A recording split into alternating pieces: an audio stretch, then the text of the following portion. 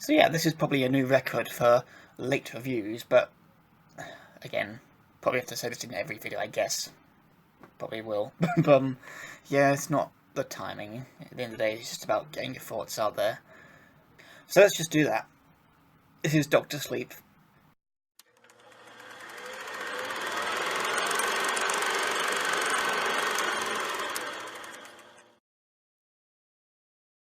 So I just saw Doctor Sleep, by this point, technically yesterday, but again, we're far behind this film's release. I'm actually surprised this film is still in theatres. But today we're here to talk about it. So going into Doctor Sleep, I was hopeful for this. By all means, I am not the biggest King fan out there, but when you're talking about the sequel to The Shining, you expected quite a lot. And being someone who hasn't read the book, I was expecting a good movie. And what I got was a very good movie. Not perfect, and again, I'm sure when I see it again, maybe a few months later on DVD or whatever, I'm sure I'll be able to be more critical of the film. But at present, after just seeing it, I enjoyed it, and it is a generally entertaining experience, even especially for a horror experience, for a horror movie. Overall, for its story, it's just an entertaining horror film that does a decent job telling a story that feels its own, but is continuing what started from where its predecessor left off. Getting to the characters, Ewan McGregor does a wonderful job playing the adult Danny Torrance, and he pulls off a great performance. Again, it's Ewan McGregor. And he does a good job representing a man who starts off in the film struggling with himself and his own problems, and he grows from it throughout the film, thanks to the help of certain actions that come into play throughout the film. But down to his acting, Ewan McGregor really sells you from the start of the film, the moment he steps into the role, and as it progresses, as you see him develop, getting through his own struggles, getting through his own character flaws, and learning from them and how they come into play as the film reaches its end. McGregor is great. Again, he's great in a lot of his things, but he pulled it off well, I guess is what I'm trying to say. He did a great job, he delivered a great performance, and I was genuinely invested the moment he came on screen. Moving on from him to the secondary highlight of this film, the child actress. I believe her name is Kayleen Curran. Apologies if I can't correct that right. But yeah, she also did a standout job playing her role as Arbor Stone. She did amazing, especially when it was such a prominent role, equal to McGregor. I was invested the moment things got into play. It started off a bit slow and typical with child characters coming into their own as it goes on, but when the plot starts to kick in and she starts to take her role in more of a mature direction, she delivers a great performance, getting into that role, into that mindset. And I can honestly say, she stands up there now with the cast of it as one of the highlight child actors of this year and of Stephen King movies as of 2019. She was that good. I really hope this actress goes on to get more work. She's great, and I expect much from her in the future, because she was a standout. Going off from them to the other characters, more so to the secondary characters here, Danny's friend Billy, you could say he's the archetypal friend of horror movies. There's not much to him, but he just does it for the sake of the plot. To an extent, yeah. But again, just from a first viewing, Danny's friendship with Bill was very notable, mostly because it's nice to have a character that just was there for the main character in a way. And this could have easily gone down the path of not believing the main character, calling them crazy, and you kind of think that's where they're going to go.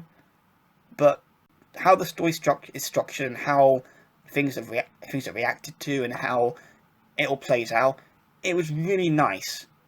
Call it refreshing or whatever, but I really enjoyed their chemistry and how they worked on together. And while their friendship is not the main focus of the movie, what we do get of it is very lovely, very wonderful, and the two play off well together, and I genuinely felt their friendship on screen. And while he is more of a side character, the screen time they were given gave us a general sense of trust between the two, and it was well done. And again, spoilers, his death really upset me.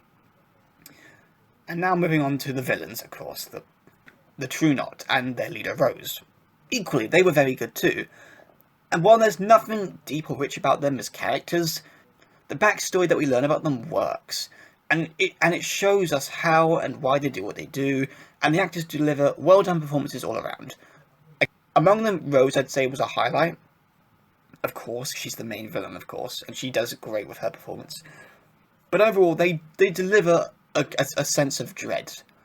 And that's the main thing I took away from them. They really did build a sense of forebodingness whenever they were on screen, and a certain scene that happened really cemented that too. Again, if you've seen the movie, you know what I'm talking about. If not, you'll find out, because I was not expecting that in the movie.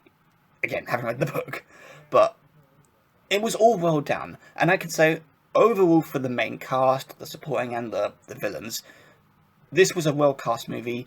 We're given good characters, and sure, this is nothing up there with the likes of the best characters in movies of all time, or whatever you can think of, but what they're given with this story in this film, it delivers well-done performances, all right characters, and a general good entertainment all around.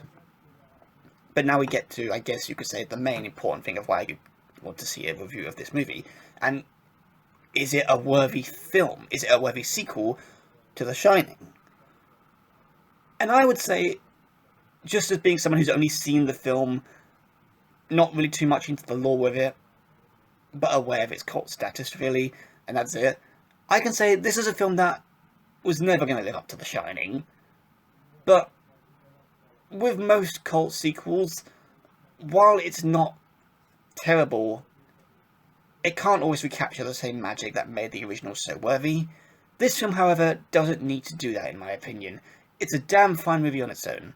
And while there are plenty of moments that pay homage to the original, it does, I feel in a way, do it that's tasteful, and it doesn't do it for the sake of, remember this from the original movie, tune in, because this generally feels like a follow-up. And again, you can say that with a lot of cult film sequels that try to do their own follow-ups, and they work in certain ways, but there's always that one flaw. Again, after multiple viewings, I'm sure I'll find those flaws, but I can say honestly from the first viewing that this is a good film on its own, that, while not officially standalone, does well to that point. To the point where you don't need to have seen the original. You can just gauge what happened before just from the flashbacks, just from how the characters react and talk together and how they converse. It's all in this movie, and it's done. It did a good job. Is what I'm trying to say. This film is its own movie in a way, but the fact that it's tied to The Shining adds a bit more richness to it because of the history, the lore, and the icon that is that film. But this film does a good job, and that's kind of what I was hoping out of it, really. I didn't want it to be a masterpiece, I didn't want it to be terrible, but I wanted it to be good, and that's what it was. For an overall verdict, I can honestly say that Dr. Sleep is another well-done adaptation of King's work. It's up there, in my opinion, with the likes of It Chapter 1. It's an entertaining horror film, and I'd say an alright and okay follow-up to a film that honestly didn't need a sequel. But this film does justice with the story it was trying to tell, and it delivered. The cast too great and all around, the horror aspects, while not bloody, gory, and all around scary, the tension and the dread that builds up throughout the movie as it all progresses will make, I think, for a memorable first-time experience. So, if by chance it's somehow still in theatres near you, grab a ticket and go and see it. You will not be disappointed. So yeah, thanks for listening, and I'll see you next time. Goodbye.